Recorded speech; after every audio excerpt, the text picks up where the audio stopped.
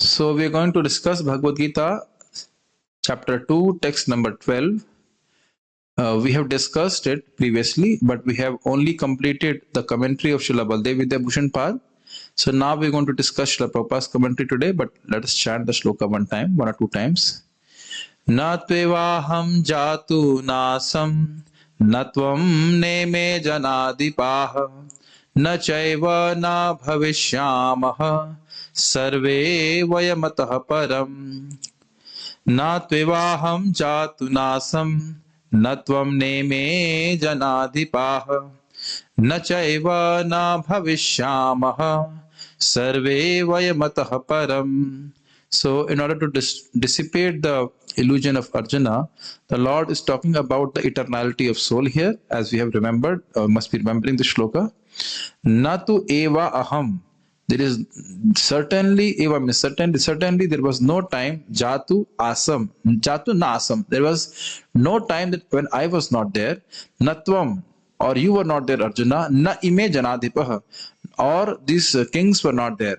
Na chaiva na bhavishyama, and it's also not like that in the future I won't be there, you won't be there, and these kings won't be there. Sarve vayam ataha param. Ataha param is after this time or in the future. It's not that there will be any time where we will not be existing. So the whole theme of the discussion was that the Lord is eternal, the living entities are eternal. This is the point which is being discussed. And it is not that the Lord, in the form of impersonal Brahman, becomes conditioned by Maya or cut by Maya and becomes God, which is influenced by word of goodness. The living entities are Brahman, which are influenced by different lower modes also. And after liberation, everybody will realize that we are one. It doesn't work like that. And many arguments were given. I hope you were remembering those arguments. Some people would say, oh, no. This duality is only in terms of the bodies, not in terms of the soul. And a liberated soul will maintain, as per the Bhadit Anuvritti, maintain a conditional vision, although he sees there is no duality. He does not see there is difference between others and him.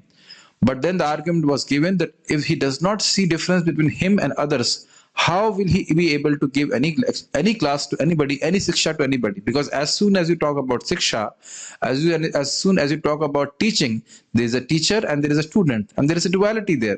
So how if a person is situated is non-duality, he sees everything as one, then how can he give instructions? And we have given this argument also, unless a Brahmagyani gives instruction, unless the spiritual master gives instruction, then how can the student learn? But the spiritual master has to be a Brahmagyani. So now if he's a Brahmagyani, he does not see anybody as a student. He says, the student and me are one. So how will give knowledge? So all those things are the fallacy of mayavaad theory. So we'll go further now. Page number 42, please open, or whatever. You're seeing the screen also anyways. So we have discussed this in detail. So I won't discuss it again now. We're going to start from page number 42. In this way, this is the last line of the purport of Srila Baldev Vidya Bhushan Pad. This we have left. In this way, real difference between the soul and the Lord has been established. That means there is difference between the Lord and the living entities. It's not, and that difference is not just conventional. The difference is not only when the living entity is in the conditioned state, but even in the liberated state, the living entity will be different from the Lord, same in quality, but different with an individuality. It's a very important concept. You will encounter this concept so many times in the purports of Srila Prabhupada. He emphasizes this point because this is the major point of contention. The Mayavadis and devotees, they do not fight over the issue that who we are, in the sense whether we are Atma or not. We are not the Atma. We are Atma. But the difficulty here comes when Krishna, the Supreme Personality of Godhead, is in picture. They do not accept eternal servitude of the soul towards the Supreme Lord. They say, though, we become the Supreme Lord. That kind of bhakti is not supported by the Vaishnava Siddhant. So let us read Srila Prabhupada's purport. In the Vedas, in the Katha Upanishad, as well as in the Shvetashvatar Upanishad, it is said that the Supreme Personality of Godhead is the maintainer of innumerable living entities in terms of their different situations, according to individual work and reaction of work. That Supreme Personality of Godhead is also, by his plenary portions, alive in the heart of every living entity. Paramatma, Vishnu form. Only saintly persons who can see within and without the same Supreme Lord can actually attain to perfect and eternal peace. You can see this saintly person is seeing how Krishna is in the heart of every living entity, whether a dog, whether a cow, whether a Brahmana, whether a Chandal, like that. So he does not see duality in the sense that he sees the same Supreme Lord present in the heart of every living entity. But he does not mistake a living entity for the Supreme Lord. This is a very important point to be understood. A person, a devotee, also has equal vision. But his equal vision is that the Supreme Lord is equally, fully present everywhere. But he does not think that everything is the Supreme Lord. Does it make sense? The Supreme Lord is present everywhere, but it does not mean that everything is the Supreme Lord. Everything is Supreme Lord's energy, but everything is not Supreme Lord. भगवान सब जगह है, इसका मतलब ये नहीं कि सब कुछ भगवान है. भगवान सब कुछ भगवान की शक्ति है और भगवान उसमें प्रवेश किए. ये बात भक्त इस प्रकार से देखते हैं. So he does not hate anything. He does not have any material attachment for anything. Everywhere he sees Krishna. That is the whole idea. स्थावर जंगम देखे न देखे तार मूर्ति, सर्वत्र होय तार इष्ट देव स्फूर्ति. He sees स्थावर जंगम देखे. स्थावर means which are stationary. Sorry, स्थावर means stationary, and jangam means which are moving. So a devotee sees things which are moving, things which are not moving. But na dekhe tar murti, he does not really see their forms, but he sees sarvatra hoy tar isht dev spurti. Everywhere he realizes the presence of Krishna. So that's what I told earlier also. Sakala sammana korite shakti deho nath jata jata. That's a very deep statement, that I may be able to pay obeisances or respectful attitude towards everything, seeing them in the connection with the Supreme Lord.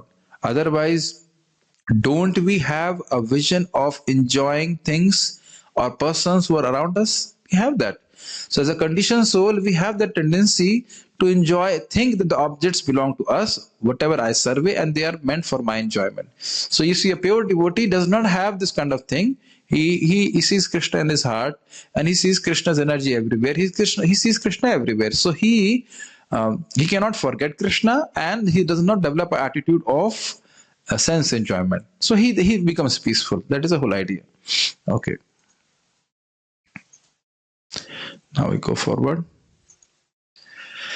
Nityo nityanam chetanas chetananam eko bahunam yo vidadhati kaman tamatmastham ye nupashyanti dhiras tesham shanti shashvati netaresham. Katha Upanishad 2.2.13. This we have also seen in the commentary. I'll again review this because Srila Prabhupada has very nicely put the shloka before in his purport right now. He says, Nityo nityanam chetanas chetananam eko bahunam yo vidadhati kaman. So we have heard this, but we'll review this shloka. It's very interesting how Srila Prabhupada explains here. Nityo nityanam means there are many living entities. All of us are eternal, but among them the primary living entity of this eternal is Krishna. Chetanas chetananam, all of us are conscious, but Supreme Lord is the primary conscious living entity. Eko bahunam yo vidadhati kaman. Alone the Supreme Lord is fulfilling the desires of every living entity. So this is important. But Srila Prabhupada is putting it very nicely, that how a person does some action, based on the action, what he's supposed to get, that the Supreme Lord gives. Does it make sense? You think about it. It's not that anything is happening by accident. I am in a male body because of my previous karma. Somebody is in a female body because of our previous karma. And depending on what we are doing now, we are supposed to get, that exactly the Supreme Lord makes arrangement that person gets it. Now you may say, so probably it's very simple. No, my dear devotees, it is not simple at all. Just imagine, for me, we are doing this online book distribution, trying to do. And to maintain the count of few books sold here and there is so difficult, is it not? Now to keep account of every living entity, what he or she has desired since time, beginningless time, what each and every living entity should get as per the laws of karma, exactly the Lord is controlling and supervising. So just see how powerful the Lord is. What to say? Infinitely powerful. How much, what kind of processor the Lord must be having? Just think about it. Innumerable living entities. Not only maintain them, but maintain them exactly as per their desire and exactly as per their karma. It's amazing. Think about it. Also, people do not always think, "Oh, I have to be a good person." People also have a very bad gross desires. And if we just know of this gross desires of others, we will be influenced. But the Lord is in the heart. He knows all the dirtiest desires of the living entity, but he does not get influenced. Neither he hates the living entity. Actually, he's constantly there in the heart. Maybe someday this living entity will turn towards me, or at least begin to turn towards me. Then I'll open all the gates for him to come back to me. So like this. Now he says, tam atmastham ye. Tam means that person, the Supreme Lord, atmastham. Atmastha ye. Ye means those. Atmastham tam. Atmastham means situated within the heart. Atma, within the mind. Anupashyanti dhira. Anupashyanti means constantly. Those ye anupashyanti tamatmastham, those who see the Supreme Lord situated in their heart constantly. Dhiras means those who can see, who have controlled their senses. Those whose senses are not controlled, those whose senses are looking outward for sense gratification, they cannot see the Supreme Lord in the heart, although the Supreme Lord is always in the heart. It's very simple. If I am just now looking at the devotees here, because I'm face to face with you. Now, if I turn my face the back side, even though you are here, you cannot see, I cannot see you. This is a very simple point. That's why so much emphasis is laid on sense control in the sadhana bhakti process. If I cannot control my senses, there is no possibility of seeing the Supreme Lord. It's just impossible. Why? Because if I am going towards east, how can I go towards west? Is it possible? Doesn't work. So this is an important point. The word dhiras is coming. You have seen, you must be, in my little bit of career of counseling. What is it? Career counseling. Counseling career. My counseling career. Yes. My counseling career. I see people become overwhelmed if somebody dies in their family or something like that. Why this overwhelming response is there? Because no control over senses. If your senses are controlled, if you chant Hare Krishna, if you read Bhagavad Gita, then we understand nobody dies. Na tvivaham jatu nasam, na tvam nemi jaratipaha, na chaiva na bhavishyamah sarve vayamatah param. It's not simply a matter of talking, it's a matter of accepting and digesting this philosophy. But this is a point. So they will not be able to see, those who are not dhiras. Tesham shanti shashvati. Very interesting, very simple. Tesham shanti shashvati. They will, shashvat means eternal, shanti means peace. They only will be able to get full peace, eternal peace. Na itaresham. Itaresham, itar means different. So all those people who cannot see the Supreme Lord in the heart, they will not get peace. So, but who will see the Supreme Lord in the heart? Dhiras. That means who are engaging their senses in Krishna's service. Only then Krishna will reveal himself in the hearts of the devotee. This very beautiful shloka, how Prabhupada is fully quoting it in his purport.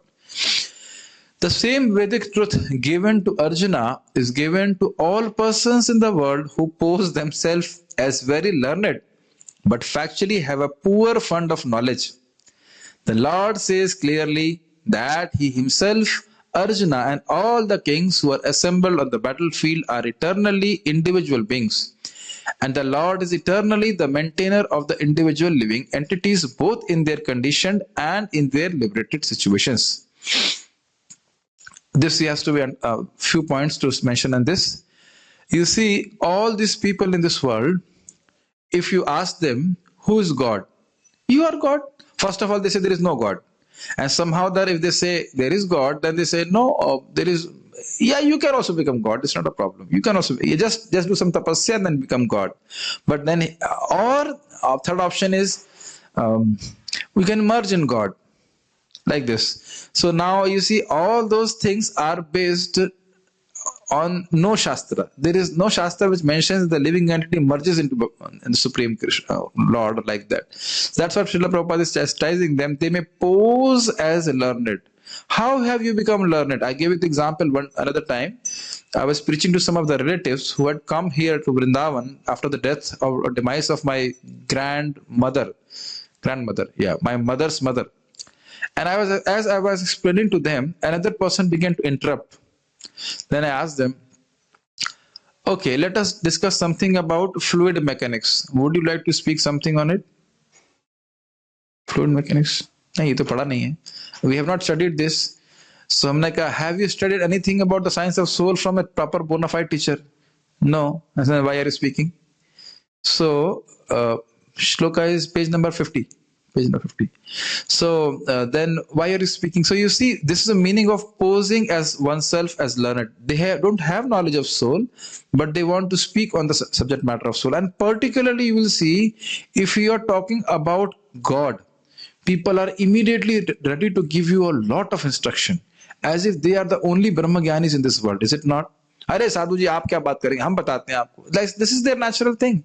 They do not know that there is a standard definition of God, the standard definition of spirituality. So that's what Srila Prabhupada is chastising them. They do not know about it and they pose themselves as learned. I remember one of my relatives, his acharan was abominable. Really, I don't want to describe his acharan, his behavior, but he was telling me, I think it was 15 years back, you are learning little shlokas of Bhagavad Gita. This whole Bhagavad Gita is in my head. I said, yes, but it is not entering into your heart. It is not manifesting in your character. So this kind of people are always posing that they are very learned people of Bhagavad Gita, but they have no knowledge of Bhagavad Gita. We'll talk about this. Why they don't have knowledge of Bhagavad Gita. The Supreme Personality of Godhead is the supreme individual person, and Arjuna, the Lord's eternal associate, and all the kings assembled there are individual eternal persons. I think this is very clear. This we have discussed in the previous commentary also, that we are all eternal beings. We have never come into existence, and never come into existence means our existence has always been there, and it will always be there. So there is no question of fear. It is not that they did not exist as individuals in the past.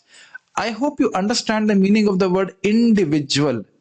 Division, you understand? Division means to cut. So individual means the living entity cannot be cut into pieces. It's not that I get cut into pieces and then become two souls. It doesn't work like that. Similarly, Lord also is an individual. It is not that you can cut the Lord and then we can make it into two. But then you may question, the Lord is expanding. Yes, the Lord expands and still he is the same person.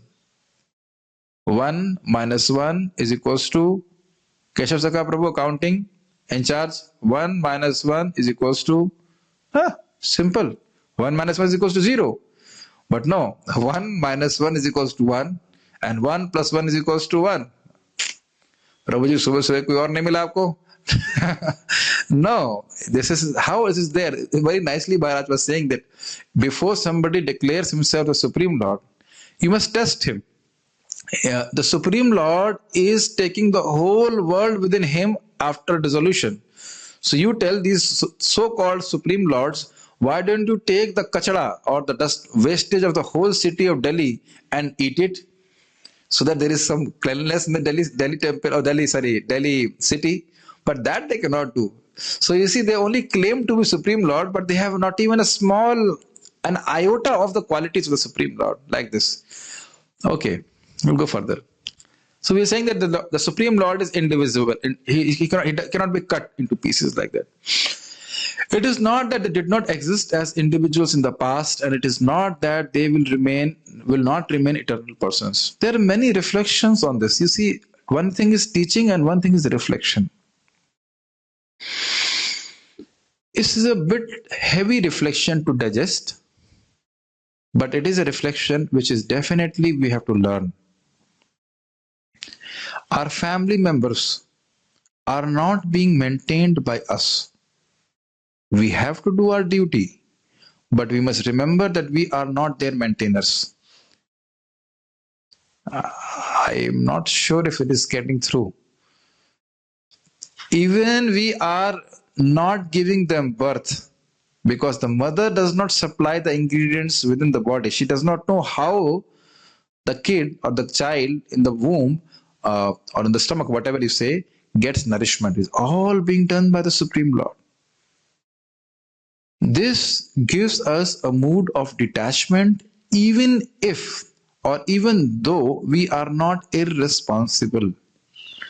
I don't know whether it is crossing, are you able to understand this point? We are not irresponsible, but we must not think that we are controller of everyone's life around us, including us.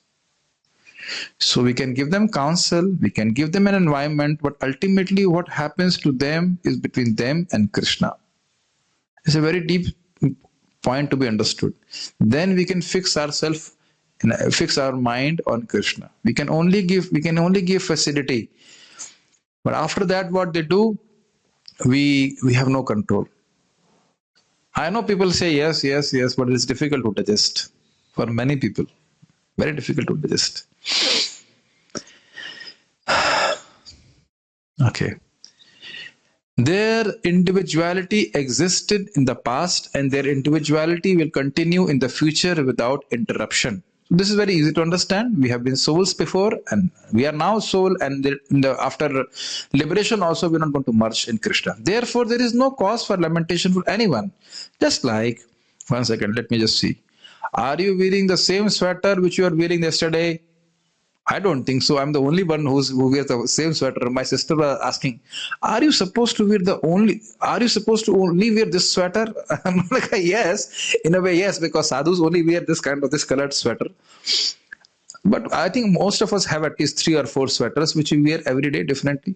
Is it not? But the same person is there.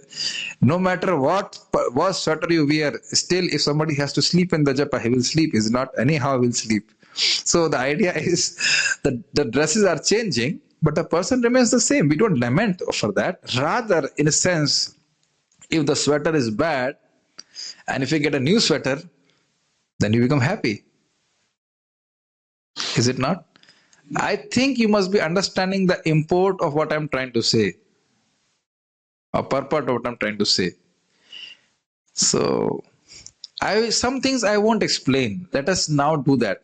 I will give some example and won't explain. So you can think about it. What did Prabhuji wanted to say? I think you understand the meaning of what I'm trying to say.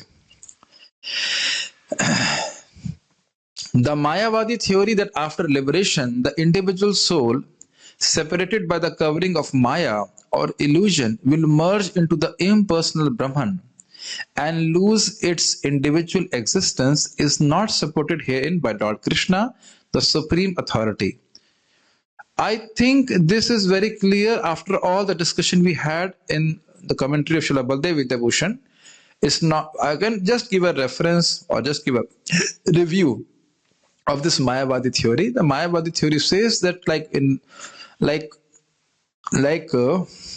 Brahma Jyoti is there. So from that Brahman, a small portion of Brahman becomes captured by Maya.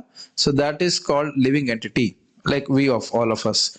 And similarly, so once by the process of Gyan, this covering of avidya is removed, then he just again merges back into Brahman. They give the example of Ghatakash and Patakash. Ghatakash means Ghat means pot.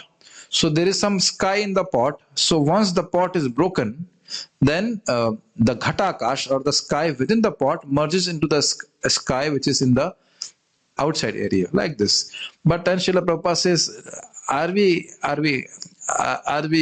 ghat? What is it? Are we a pot?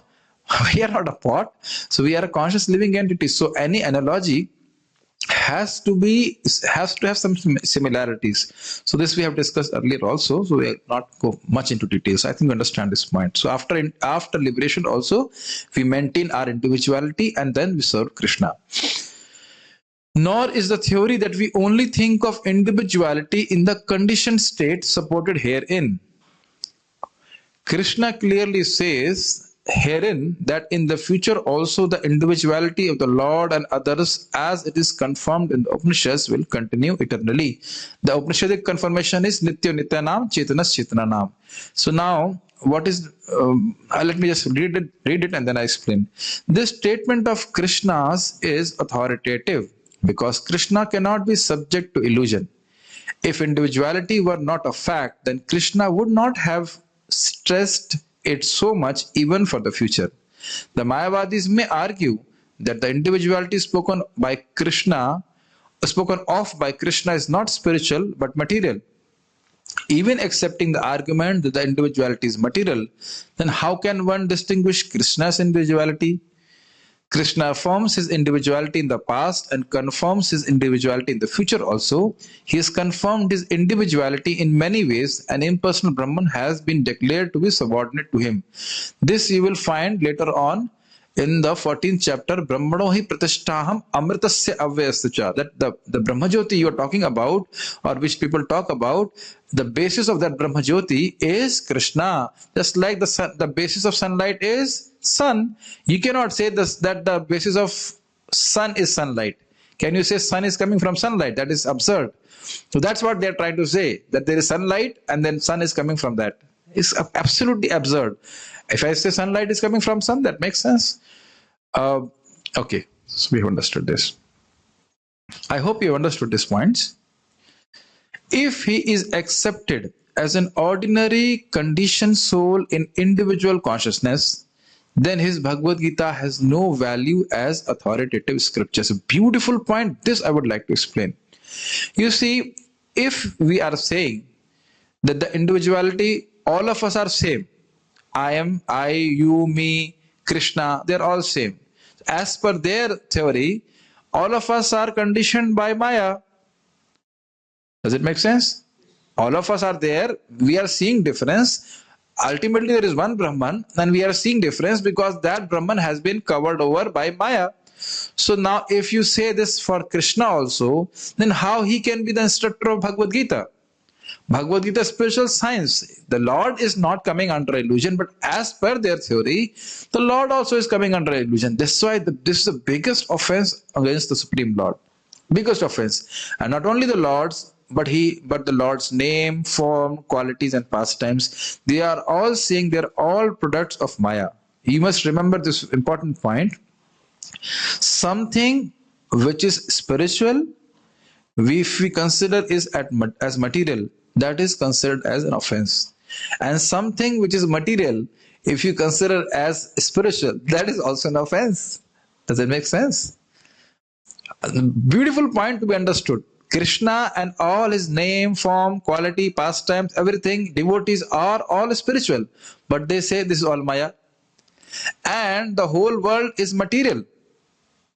But they say, no, everything is Brahman, which is a fact, but there is a differentiation in that Brahman also. Everything is Brahman, Krishna's energy, but we know that there is inferior energy, which is unconscious matter, and there is superior energy, which is a living entity, which is conscious. So all those things, they get completely mixed up, and that's why mayavaadi Krishna aparadhi. They are offended to Supreme Lord, and that's why nothing can go into their dull brains. That is how it is there.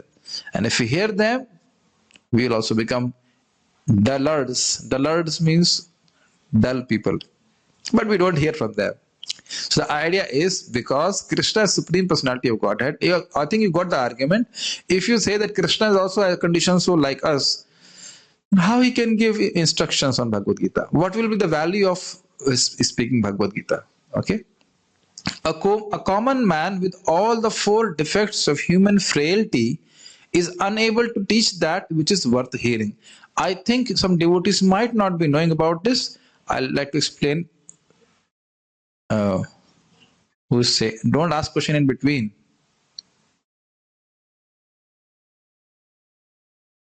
I don't ask question in the between. I just get my flow get disturbed. Ask question later on. If your question is why are we discussing Mayavad theory? Because Mayavadi pollution is so much there in the philosophical aspects, especially in India. And we must be protected by this kind of conceptual faults. I must, in one sense, the question is very good. Srila Prabhupada was very, very merciful if a person had fall down. Huh?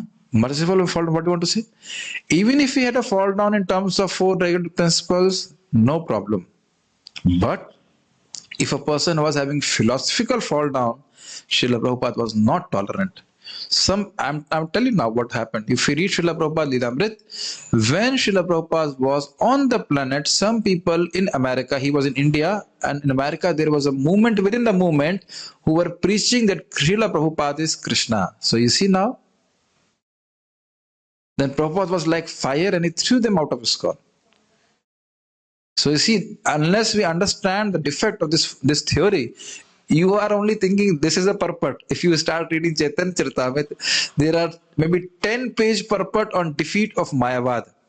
Srila Prabhupada, in one of the lines, he says, the main duty of a bona fide acharya is to bust, or what would you say, is to bust this philosophy of mayavaad. Nirvishesha shunyavadi paschatya deshatarane. Same, Srila Prabhupada wrote the glorification of Srila Bhakti Siddhanta Saraswati Thakur. Absolute is sentient, thou has proved. Impersonal calamity, thou has removed. And Srila Bhakti Siddhanta Saraswati Thakur was so much pleased by this.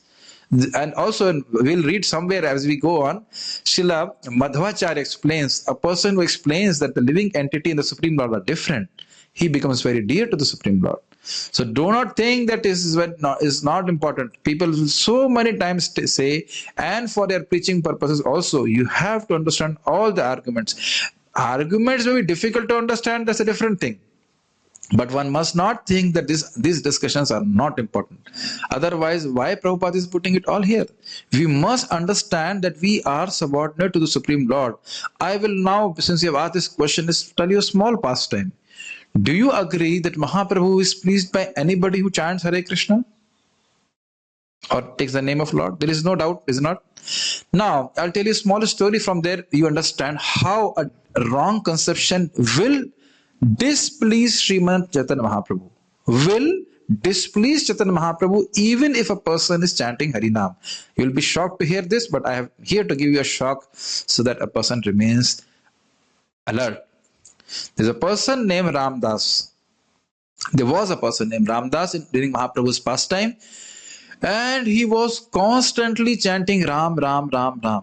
He was from a Kayastha background, and when Raghunath Bhatta Goswami was going to meet Sriman Chaitanya Mahaprabhu in Puri, so he accompanied Srila Raghunath Bhatta Goswami, and he was very humbly serving Raghunath Bhatta Goswami, serving Vaishnavas also, chanting holy name also. Okay, fine. Now, when he came before Sriman Chaitanya Mahaprabhu in Puri, Mahaprabhu embraced Raghunath Bhatta Goswami, but he completely neglected Ramdas. What? Why Mahaprabhu did this? And explained there, because this Ramdas wanted to become Lord Ram. Although by doing all this thing externally, his desire was to become Lord Ram, and Mahaprabhu, being Antaryami, was knowing this is his desire. So you see, it is very important to understand this Sambandh Gyan. Who am I? Who is Krishna? What is this world? So then we have a proper conception, why are we doing devotional service? Otherwise, sorry to say this, but it has been said by the Acharyas, our chanting will be infected with aparadh, offense. So we are not hearing Mayavad philosophy, we are hearing the defects of Mayavad philosophy so that nobody can preach to us in a wrong way. Okay? Yes. What we were saying about the four defects of any human being is that he has imperfect senses, he has a tendency to cheat, a tendency to get illusioned, and what is the fourth one? Error. And he has a tendency to make errors like this. So that's why he cannot give us perfect knowledge. So then you may say, Prabhuji, how you can give perfect knowledge? I am not giving you perfect knowledge. If you want to find somebody a fool, you can put my name, fool number one. But we are repeating the words of the Acharyas. That's what Srila Prabhupada used to say, I am fool number one. Prabhupada is not fool number one, but he says, I am fool number one. But I'm giving the message which I have received in Parampara. Okay? Yes. The Gita is above such literature. No mundane book compares with the Bhagavad Gita. When one accepts Krishna as an ordinary man, the Gita loses all importance. My dear Milind Prabhu, now you understand why we are discussing this point? And don't think that people don't consider this. If you actually read, don't read it, but I'm saying if you read somehow that somebody reads the Bhagavad Gita of other person, their first conception is that Krishna is a human being, and that they never accept Krishna as Supreme Personality of Godhead. Some people even say, this is such a wonderful scripture. How can one person speak this? At least 4 or 5 people must have together spoken different chapters of Bhagavad Gita. It's like that. Do not think. This is actually a fact. One person was an IS officer. He gave a pravachan on yada yada hi dharmasya glaner bhavati bharata abhyuthanam adharmasya tadatmanam sajami aham. So the word says aham, I. That means people like you and me are descending in this world when there is decline of religion. So do not think that stupid, completely any other word you can say, stupid explanations of Bhagavad Gita are not there, and do not think that there are stupid people who accept it also. If you might have heard this only, my dear devotees, we would have also accepted this kind of explanations. Gaurang Prabhu was really making fun. One fellow, he was a king. Somebody gives this explanation of Bhagavad Gita to him. Sarvasya chaham hridisannivishto. What is the correct explanation? In everybody's heart, I am there. But he twisted it. Sarvasya chayam hridisannivishto. Chayam means tea. Everybody has a desire to drink tea in his heart. And because that king was in Assam and there's a lot of tea there, so he was very happy to hear this. You are laughing and I'm also laughing, but people actually accept these things. People actually accepting. Some person said, I accept Bhagavad Gita only till 3rd chapter, Karma Yoga. Beyond that, no. So all these things, faults are there because they accept Krishna as a normal person or as a human being. Then they will never understand Bhagavad Gita. Or why they will not understand also? Because Krishna, who's in the heart, will not give them the knowledge because they are offending Krishna. Why Krishna is supposed to give them any knowledge? He is not supposed to say anything to them. So this is a very important point. Krishna is not an ordinary man. He's not even an extraordinary man. He's Supreme Personality of Godhead. The Mayavadi argues that the plurality mentioned in this verse is conventional and that it refers to the body. But previous to this verse, such a bodily conception is already condemned. What was condemned? Ashochanan-shochastvam pragyavadansha bhasase. Gatasun agatasuncha nanushuchanti panditaha. So you see, the Lord has already said, why are you lamenting for the body? Neither you should lament for the gross body, neither you should lament for the subtle body. So we cannot say that the differences which are being mentioned here is only referring to the bodies. I think it's still not clear. I'll explain this. You cannot say that the Lord is saying, my body was not existing or your body was not existing and their bodies was not existing. That the Lord is not saying. See, in previous janma, previous birth also, there were so many bodies. So there was no time when the bodies were not existing. This is not what the Lord is saying. He is saying there was no time when you as soul and these kings as soul and I as a Supreme Personality of Godhead were not existing as individuals. He is not talking about the individuality or the difference of the body. He's talking about differences of the soul. This is the whole emphasis of the shloka. There is difference between individual living entities and there is difference between living entity and soul. Sorry, living entity and Supreme Lord. I'll repeat this point. Priyam, are you going to merge with me in future? No, Prabhuji, I anyhow don't like you, so I don't want to merge with you eternally. No, I cannot tolerate you eternally. No, it just doesn't work like that. We will remain individual, and so even me and Priyam, constitutionally they are equal. Does it make sense? He is soul, I am soul. So that the equality is there, but along with that equality, there is individuality. Then only you can love Krishna, is it not? Then only we can love each other. If all of our are one, then how will we love anybody? How can we hate anybody? I mean, nothing will work. Na hate will hoga, na rag hoga, na dvesh, nothing will work. To have some kind of relationship, we need to have an individuality. I hope this is getting clear. But previous to this verse, such a bodily conception is already condemned. After condemning the bodily conception of the living entities, how was it possible for Krishna to place a conventional proposition on the body again? So this is very easy to understand. He is not talking about difference of body, he is talking about difference of souls and the living and the Supreme Lord. Therefore, individuality is maintained on spiritual grounds and is thus confirmed by great acharyas like Sri Ramanuja and others. I think you now remember from what I discussed in the commentary. They were saying, no. The person who is liberated, he does not see duality, but just maintains a conditional vision and all that. And if you remember, Sripad Ramanujacharya has completely defeated that argument, and that argument was given by Srila Baldev Vidyabhushan that no, if you are seeing mirage and you think there is water, you may try to get some water from there. But once you know and realize there is no water in the mirage, why will you try to see water? So as a self-realized person, if you are realizing there is no duality, then why will you like to teach it? Why would you like to become a teacher? So you understand the point? So now Srila Prabhupada is hinting to the commentary or the arguments of Srila Ramanujacharya. So it's not that Prabhupada is not saying that. Now you understand why Srila Prabhupada is talking about Srila Ramanujacharya here. One time somebody said, Srila Prabhupada, some outsider, your commentary looks like the commentary of Ramanujacharya. Prabhupada said, yes, that's the whole point. We don't change anything. We just present the views and the opinions of the parampara. You will see that the lectures of a person, really the lectures of a person who's intact as per the parampara conclusions will be how to say, effective, will be effective and will be pleasing to the heart. I'll again say this point. A person who speaks as per the parampara conclusions, his pravachan will be effective, people will be transformed, and it will be pleasing to the heart because it is pleasing to Krishna. That is the whole point. Because if you speak the truth, Krishna will, as per the parampara, then Krishna within the heart will say, yes, he's saying right.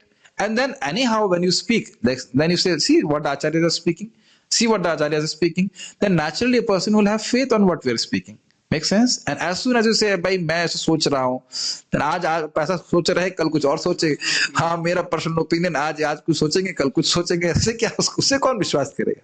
Then people will not have faith. So always when you speak as per the parampara.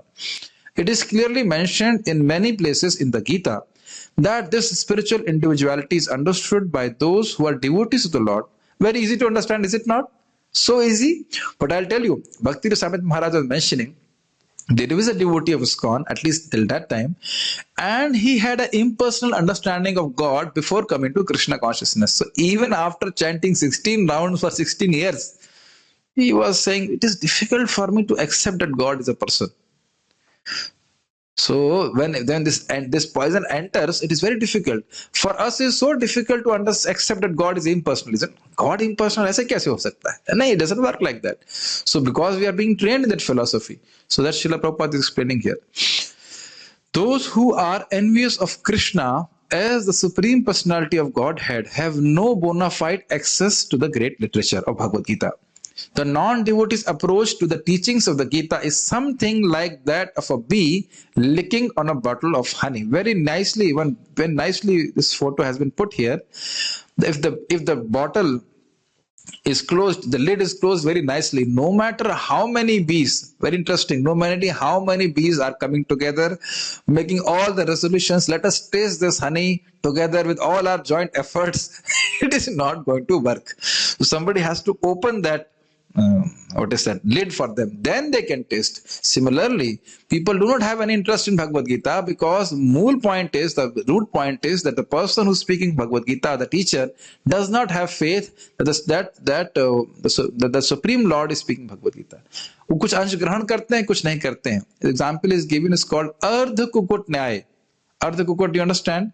Kukut means hen. So there was a hen and it was eating nicely and it was giving egg from the back part of her body.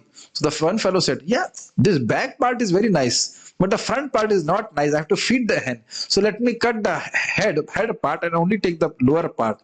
But you understand, he won't get anything. So if a person accepts one section of Bhagavad Gita, he has to accept another section of Bhagavad Gita as it is only. He cannot say, I will accept one and I will not accept another. So this is not the way we should understand. Then we won't relish Bhagavad Gita. One cannot have a taste of honey unless one opens the bottle. So what is the point of opening the bottle? Accepting that it's the Supreme Lord who is speaking Bhagavad Gita. Make sense? And also we are receiving this knowledge in parampara, having natural faith that this parampara is bona fide. We may not be able to immediately understand whatever is being spoken, but as our realizations grow as per the practice of Bhagavad Gita, then everything makes natural, perfect sense.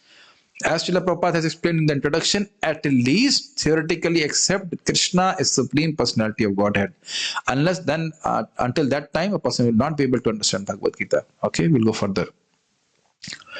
Similarly, the mysticism of the Bhagavad Gita can be understood only by devotees and no one else can taste it, as it is stated in the 4th chapter of the Bhagavad Gita. Bhaktosi me sakha cheti rahasyam hetad uttamam. Because you are my devotee, my friend, that's why I am giving this supreme knowledge to you, O Arjuna. Nor can the Gita be touched by a person who envy the very existence of the Lord. Yes, many people, I don't know how much you have preached in this regard, but if you preach to people that Krishna says in Bhagavad Gita that is God, some people have immediate argument, objection. Why? Why? Who is he to say that he is God? Well, you can say he is God. He himself is God. That's why he is God, to say that he is God. No. Why he is so puffed up? No, he's not puffed up. He's actually humble. He tells he's God because he's God. So you will see, you will meet so many people who are very much against on the very existence of God. कुछ नहीं है, सब mythology है, ऐसा करके बोल के उड़ा देते हैं. So such people will not have any taste for Bhagavad Gita. Therefore, the mayavaadi explanations of the Gita is a most misleading presentation of the whole truth. Krishna is eternally God, and we are thinking we can become God. So all these things are told by mayavadis. Lord Chaitanya has forbidden us to read commentations made by the Mayavadis and warns that one who takes to such an understanding of the Mayavadi philosophy loses all power to understand the real mystery of the Bhagavad Gita. If individuality refers, let us discuss this point. Then you say, Prabhuji, again same question will be raised. Then why are you discussing so much Mayavad philosophy? I am not preaching Mayavad philosophy. We are trying to find the fault of Mayavad philosophy, so that if there is any contamination in our heart of Mayavad, then that gets eliminated. We have to understand, Prabhupada is not preaching Mayavad philosophy to us. He is preaching us what is the defect in that Mayavad philosophy. अरे भाई, मान लीजिए रास्ते में कहीं गड्ढा पड़ा हुआ है, if there is a ditch or pothole, it is written pothole, be careful. It's not that we are told to dive in the pothole. I think now you understand. So the fallacy of Mayavad philosophy is being explained by the Acharyas, and constantly, if you read Chaitanya Charitamrita and Bhagavatam, Prabhupada is hammering left, right. He constantly hammers like this, so that the desire to become God, which is the main problem of the conditioned living entity, gets uprooted from the heart. If individuality refers to the empirical universe means the universe which you see here, then there is no need of teaching by the Lord. The plurality of the individual soul and of the Lord is an eternal fact, and it is confirmed by the Vedas as above mentioned. Nitya Nityanam Ityadi. So this is where discussed now. I hope something makes sense. Okay. So you have any questions? Somebody? आप हिंदी में पूछ सकते हैं, मैं इसको repeat कर दूंगा. हिंदी में पूछ लीजिए. And impersonal both. God is impersonal and personal both. You see, it's a fact that God has an impersonal aspect that the devotees do not deny, but they do not say that the impersonal aspect is superior to the personal aspect. That's what Lord says. Brahmano hi pratishtaham. I am the source of that Brahma Jyoti. So that is not denied. What is it being confronted is that impersonal aspect is not superior to the personal aspect. Rather, the impersonal aspect is dependent on the personal aspect. That is Brahma, Paramatma and Bhagavan. But they say this Bhagavan is coming from Brahma Jyoti. This doesn't make sense at all. It's like sun coming from sunlight. That is the point. You have any question? Okay. Any other devotee have a question? Okay. Thank you all very much. So tomorrow we'll meet again, hopefully. No, tomorrow is Saturday. Saturday means Chaitanya Charitamrita. So we'll tomorrow discuss Chaitanya Charitamrita for 2 days, and then again from Monday, hopefully, we'll discuss Bhagavad Gita. Hare Krishna. Srila Prabhupada ki jai. Gaur Premanande. No class.